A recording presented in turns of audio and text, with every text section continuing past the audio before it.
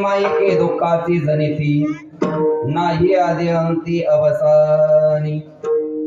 मुक्त कैवल्य तेजोनदी भगवान श्री ज्ञानोबा आहे. अखिल विश्वाच्या परमार्थ हृदयामध्ये व्याप्त असणारे श्रीमंत संत श्री जगद्गुरु तुकोबा आहे.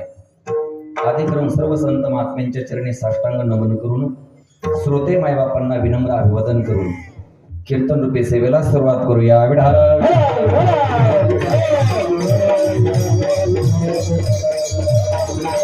आजच्या पवित्र कीर्तनासाठी निवडलेला अभंग याच्यामध्ये जडजीवाच्या उद्धारा करता आपला देह अखंड दिजवणारे या जगाच्या पाठीवरती तिसऱ्यांदा जगद्गुरु ही पदवी प्राप्त करणारे देहूचे सुप्रसिद्ध साधू श्रीमंत श्री जगद्गुरु तुकोबा यांचा 4 चरणाचा उत्कृष्ट असा नरदेहाला प्राप्त झालेल्या जीवाला एक प्रकारचा उपदेश करणारा उपदेशपर प्रकरणातील अभंगे विढाल. या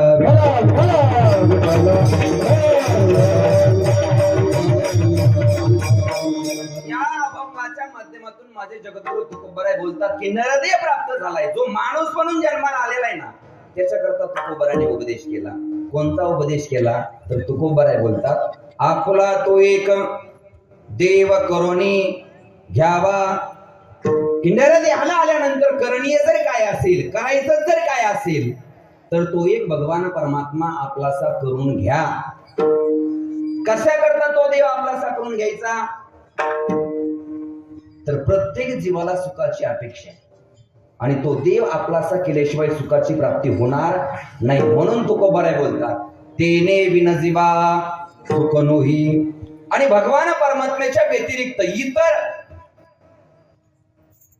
येर म्हणजे इतर जे देवाच्या व्यतिरिक्त इतर जे आहेत माईक पदार्थ त्यांच्यापासून जर आपण सुखाची अपेक्षा कराल तर ती तुमची सुखाची अपेक्षा कधी पूर्ण होणार नाही. का होणार नाही तर ती नाही आदि अंती अवसानी.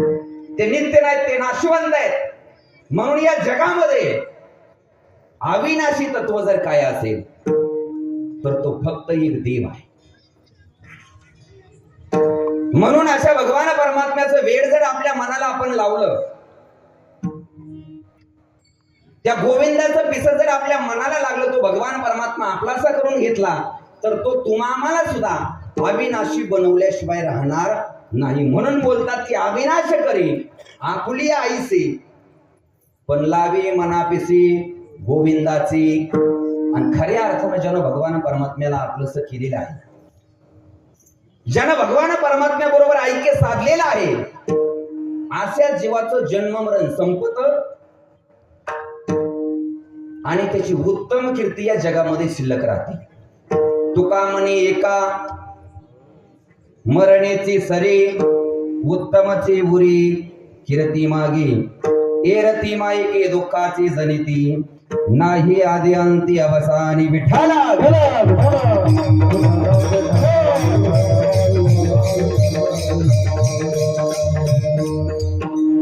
अभंगाचा शब्दचा अर्थ मी आपल्या समोर मांडण्याचा प्रयत्न केलेला आहे.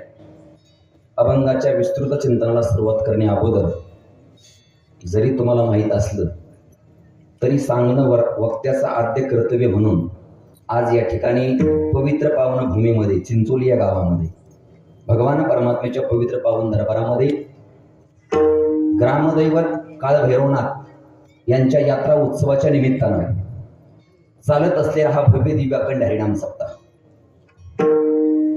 आणि या अखंड हरिनाम सप्ताहामध्ये आजचा 5वा दिवस आहे. बरोबर आहे ना. आणि आजचे 5व्या दिवसाचे कीर्तन रूपी सेवा कीर्तन रूपी पुष्प भगवान परमात्म्याच्या चरणी समर्पित करण्याची संधी माझ्यासारख्या अल्पज्ञ जीवाला प्राप्त झाली हे मी माझं मत भाग्य समजतो. विठ्ठला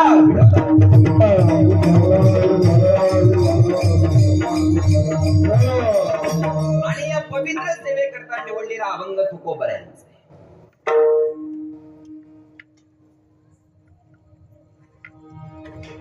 कीर्तनासाठी उपस्थित असणारे सर्वच गुणीजन महाराष्ट्रातील सुप्रसिद्ध गायनाचार्य आमचे मित्र अमोल महाराज आहेत. इकडं वसंत महाराज आहेत. वेदरी महाराज आहेत. देवा महाराज आहेत. मला काय सगळ्यांचा परिचय नाही, मी एकतर नाव कोणाचं घेत बी नाही काय, पण सगळ्यांच्याच चरणावरती, सरांच्या चरणावरती महाराज. कारण ते 8वी पासून आम्हाला शिकवतात. काय करतात? 8वी पासून ते जर क्लासमध्ये आले ना, पोरांना माहित होतं सरांना कशाची आठवण करून द्यायची. अभ्यास नाही केला की काहीतरी देवाचा विषय काढायचा, कसा तास संपून जायचा. सर्वांच्या चरणावरती पुढे महाराज बसलेले. मृदंगाचार्य आमची निष्ठुर बाबा वारकरी शिक्षण संस्थेचे विद्यार्थी, लक्ष्मण महाराज दिवसे, सर्वच तुम्ही इकडे आमची मित्रमंडळी. काय त्यांच्याबरोबर बरेच दिवस राहण्याचा योग आला, पण ते मला टाळ घेऊन आज दिसले. काय त्या टायमापासून जर टाळ घेऊन उभा राहिले असते तर मला वाटतं, पण आता राहिले याच्यामध्ये सुद्धा आनंद आहे महाराज. विठाला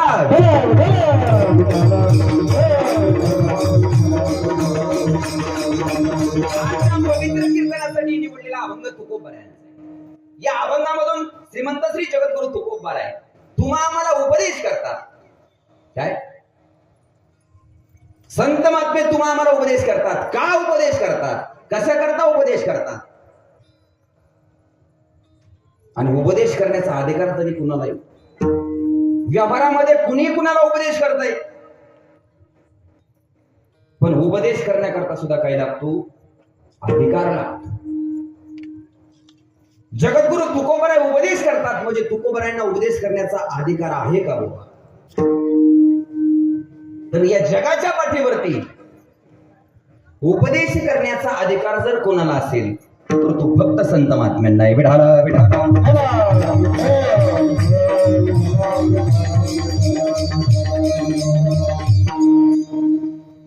उपदेश मोठ्याने लहानाला केला पाहिजे का लहानाने मोठ्याला केला पाहिजे?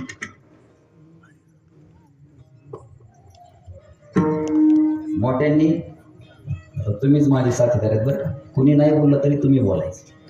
काय उपदेश मोठ्याने लहानाला केला पाहिजे, बरोबर आहे. मोठ्याने लहानाला सांगितलं पाहिजे की बाबा तंबाखू खाणं वाईट आहे, खाऊ नाही, दारू पिणं वाईट आहे, बरोबर आहे. पण खऱ्या अर्थानं मोठं कुणाला म्हणायचं? लय 100 वर्ष जगला आणि 110 वर्ष जगला त्याला मोठं म्हणायचं का? मोठं कुणाला म्हणतात? पण गंमत अशी महाराज, मोठ्या माणसाचं आचरण लहान माणसाला विचार करायला लागतं. काय मोठ्या माणसाचं आचरण लहान माणसाला विचार करायला लावतो महाराज. म्हणून मोठ्या माणसानं जरा जपून व्हावं. प्रसंग आला त्यानं म्हणून सांगतोच महाराज, भजन करा विठाला.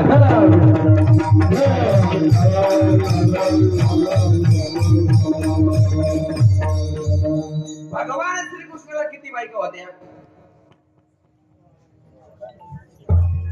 आपल्याला बाकीचं काही नाही सांगता आलं तरी एवढं मला वाटतं नक्की सांगता येईल. 16,108 बायका होत्या. कुणाला? भगवान श्रीकृष्णाला. पण एक जर म्हणला देवाला 16,108 आहेत म्हणून आपण वर्ष 8 केले म्हणून काय अडचण नाही. पण ते देवाचं चरित्र आहे. न देव चरित्रम आचरेत. देवाच्या चरित्राचं आचरण करायचं, देवाच्या चरित्राचं आचरण केल्याशिवाय राहायचं. न देव चरित्रम आचरेत. देवाचं चरित्र आचरण करायच्या भानगडीत पडायचं नाही. फक्त श्रद्धायुक्त अंतकरणानं ऐकायचं आणि श्रद्धायुक्त अंतकरणानं गायचं. हे असंच कसं नाही तसंच कसं या भानगडीत पडायचं नाही महाराज. पण आचरण जर करायचं असेल तर कुणाचं करायचं? मार्ग दावणी गेली आहे दयानिधी संत ते संत मात्रेंचं आचरण करायचं बघा.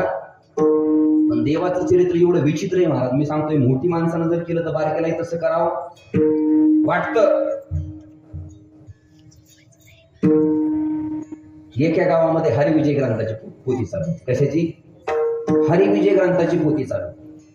सगळा गाव तिकडे पोथी ऐकायला जायचा. पण एक बहादर असा होता तिकडं जातच नव्हता.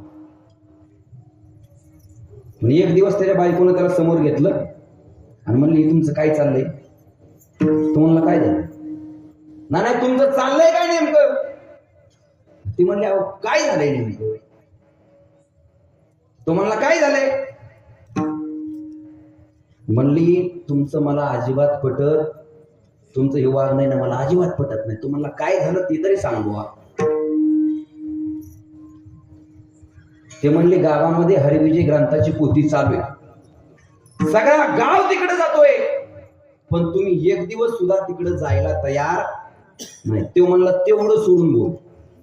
काय तेवढं सोडून बोल बा म्हणला. आता इथं सप्ताह चालू आहे, काही महाभाग असते ना मला काय ते इकडे येणार सुद्धा नाही. तो तसा निवांत होता मला. तो म्हणला हो हिटाळ माळ गंध भजन कीर्तन हे आपल्या मेमरीत बसत नाही, ते सांगूच नको म्हणला. ती म्हणली काही असो पण तुम्हाला आज पोथी ऐकायला जावाच लागेल. तो म्हणला आपण जातच नसतो. ती म्हणली जावाच लागल. तो म्हणला आपण जातच नसतो. ती म्हणली कसा जात नाही बघते, लावितच असते. तो म्हणला जातच नसतो. आणि ती म्हणली लावितच असते. कोणाचं खरं झालं असं बुवा. अहो नाविलाच झाला त्याचा. अहो मोठे मोठेचा झाला महाराज. ती राघोबा दादा पेशवे पुण्यामध्ये आहे बघा पेशवी. ते राघोबा दादा पेशवे महाराज असा जबर होता ना दिसायला. धेपाड छाती होत होती महाराज त्याची. मडकं एवढं डोकं होतं असा धेपाड गडी. रणांगणामध्ये जर तलवार घेऊन उतरला ना तर शत्रूला त्राहिमाम करून सोडत.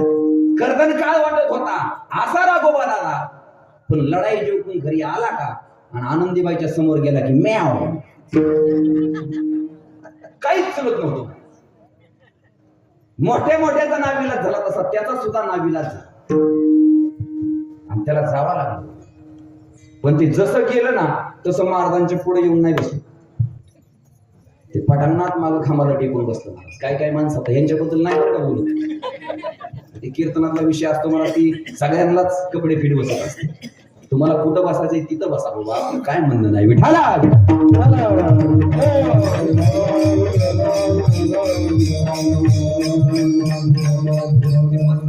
बसताना काय काय माणसं विचार करून बसतात. मला पटांगणात बसलं पाहिजे अशी जागा शोधतात की तिथं बसल्यानंतर पाय लांबवता आला पाहिजे.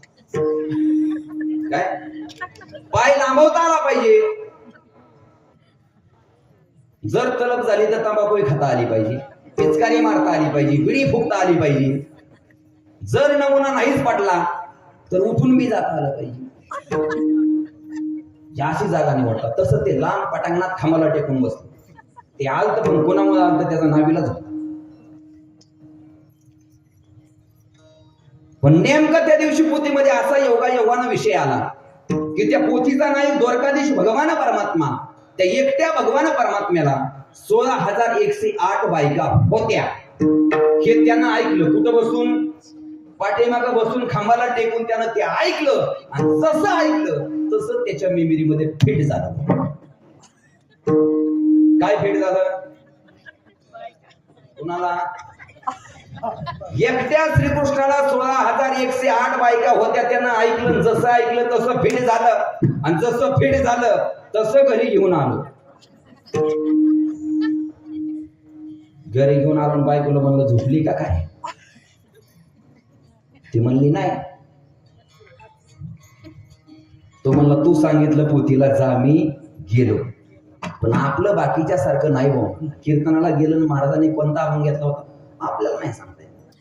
तसं आपलं नाही. आपण जसा गेलो तसं ऐकलं आणि जसं ऐकलं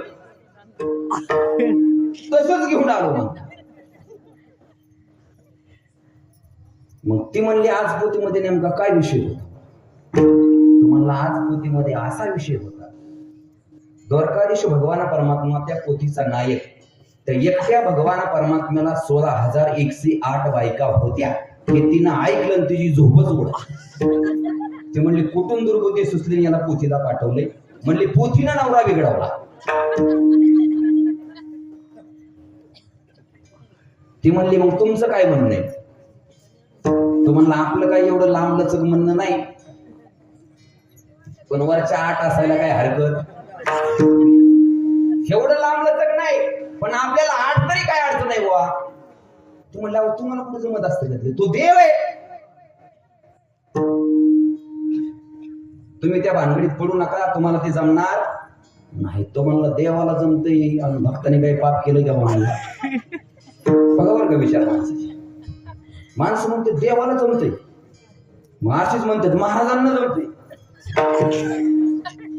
महाराजांना जमतंय बुवा तंबाखू खायला, महाराजांना जमतंय धाब्यावर जेवायला, मग आपल्यालाच काय अडचण आहे बुवा.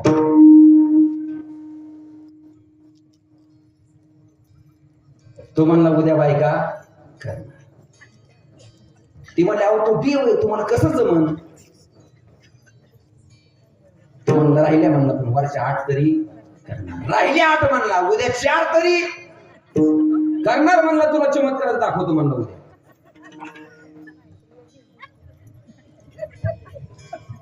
ती म्हणली तुमचं ठरलं ना. तो म्हणला हा माझं पक्क ठरलं म्हणलं. राहिले 8 पण वरच्या 4 तरी करणार. तिने विचार केला म्हणली ही मनसंद आहे काय. काही काही माणसं जसं मन म्हणून तसंच वागते, ते कुणाचं ऐकत. ही मनसंद आहे म्हणली, ह्याचा काय भरोसा. ती म्हणली तुमचं ठरलंय ना. तो म्हणला माझं पक्क ठरलंय. ती म्हणली मग माझं बी एक ऐका. जर तुमचं ठरलंच असेल तर माझं बी एक ऐका. तो म्हणला काय ऐकू तुझं. ती म्हणली आम्ही सुद्धा श्रावण महिन्यामध्ये बायांनी पांडव प्रताप लावला होता. ह्याला पांडव प्रताप माहित नव्हता, ह्याला प्रताप फक्त श्रीकृष्णाचा माहित होता. तो म्हणला पांडव प्रतापामध्ये काय हो.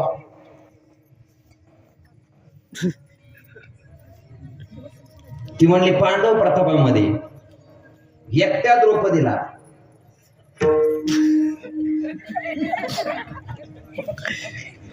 5 पती होते. ह्याला पांडव प्रताप माहित नव्हता महाराज. तो म्हणला तेरी बी चूक मेरी बी चूक. मी हरी विजय बांधून ठेवतो म्हणला, तो आपला पांडव प्रताप गुंडवून ठेवून आपलं पहिल्यासारखं चालवून दे. विठाला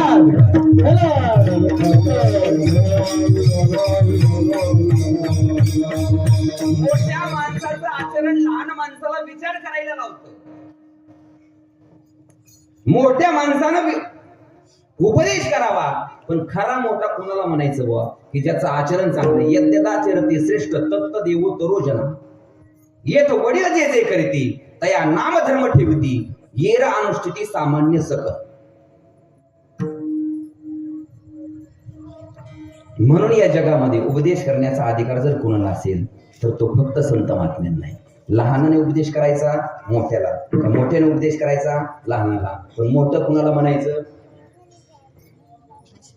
जर 100 वर्ष जगला त्याला मोठं म्हणायचं नाही. का तर वय वेगळं आहे आणि ज्ञान वेगळं आहे. 1400 वर्ष जगलेले चांगदेव पण शरण गेले कुणाला. मुक्ताईला. मुक्ताईला गुरु केलं चांगदेवानं. गुरुपुत्र झालो मुक्ताईचा. गुरुपुत्र झालो मुक्ताईचा. गुरुपुत्र झालो मुक्ताईचा. गुरुपुत्र झालो मुक्ताईचा. लागले रमणीया तुझं नाव.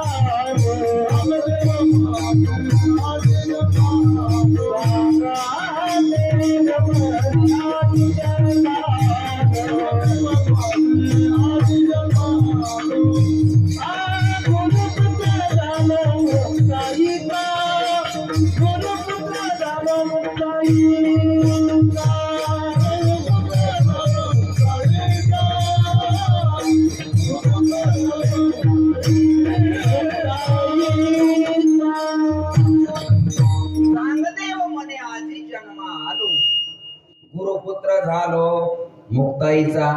चांगदेव महाराज म्हणले आज खऱ्या अर्थानं माझा जन्म झाला आणि मी मुक्ताईचा गुरुपुत्र झालो. 1400 वर्ष जगलेले चांगदेव पण मुक्ताईला शरण गेले. मुक्ताईला गुरु केलं का तर वय वेगळंय आणि ज्ञान वेगळंय. म्हणून या जगामध्ये उपदेश करण्याचा अधिकार कोणाला आहे. नाही संत चिन्हे अंगी उमटली उपदेशा लागे पात्र झाला.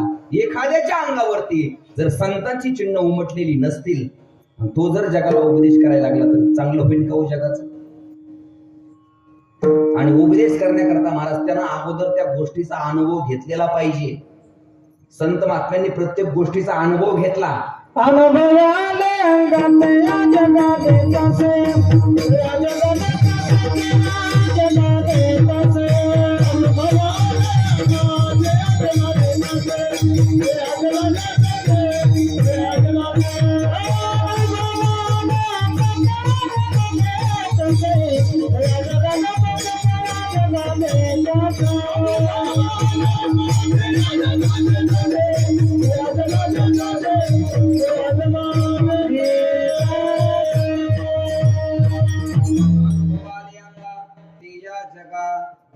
संत महात्म्यांना संसाराचाही अनुभव घेतला आणि परमार्थाचा सुद्धा काय केला, अनुभव घेतला आणि आलेला अनुभव संत महात्म्यांना लिहून ठेवला आणि त्याचे अभंग तयार झाले. संत महात्म्यांच्या जीवनामध्ये आलेला अनुभव जर लिहून ठेवला तर त्याचे अभंग तयार होतात आणि आपल्या जीवनामध्ये आलेला अनुभव जर लिहून ठेवला तर अभंग तयार होतील का? बरं, आपल्या जीवनामधला अनुभव लिहिण्यासारखा आहे का?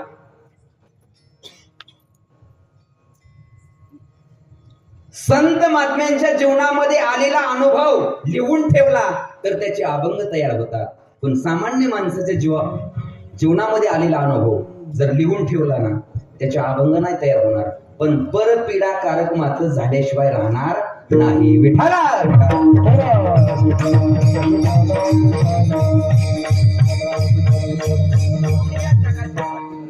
उपदेश करण्याचा अधिकार संतांना नाही. संतांनी या जगामध्ये संसाराचा अनुभव घेतला आणि देवाचा सुद्धा अनुभव घेतला. तुकोबाराय सांगतात संसार कसा आहे आणि देव कसा आहे.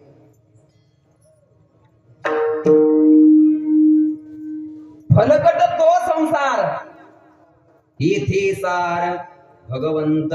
तुकोबारायने सांगितलं तो संसार फलकट आहे आणि हा भगवान परमात्मा काय सार आहे. बघा, तुकोबारायने शब्द वापरला तो, कारण तुकोबाराय संसारापासून विभक्त झाले होते आणि भगवान परमात्म्याचे भक्त झाले होते. जो देवापासून विभक्त नाही त्याला काय म्हणतात? भक्त कुणाला म्हणतात बुवा? की जो देवापासून विभक्त नाही त्याला काय म्हणतात? भक्त.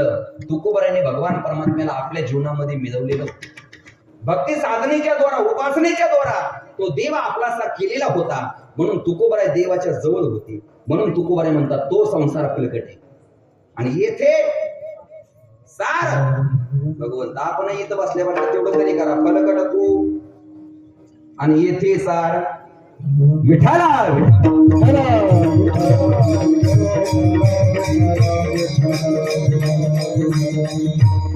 असे असणारे जगद्गुरु तुकोबाराय तुम्हा आम्हाला उपदेश करतात. तुकोबाराय म्हणतात काय करा बाबा, अमोल किमतीचा नर्दे प्राप्त झालेला आहे ना, मग तो एक भगवान परमात्मा आपलासा करून घ्या. बरं, तुकोबाराय नुसतं तुम्हा आम्हाला सांगितलं का महाराज? विठाला विठाला विठाला विठाला.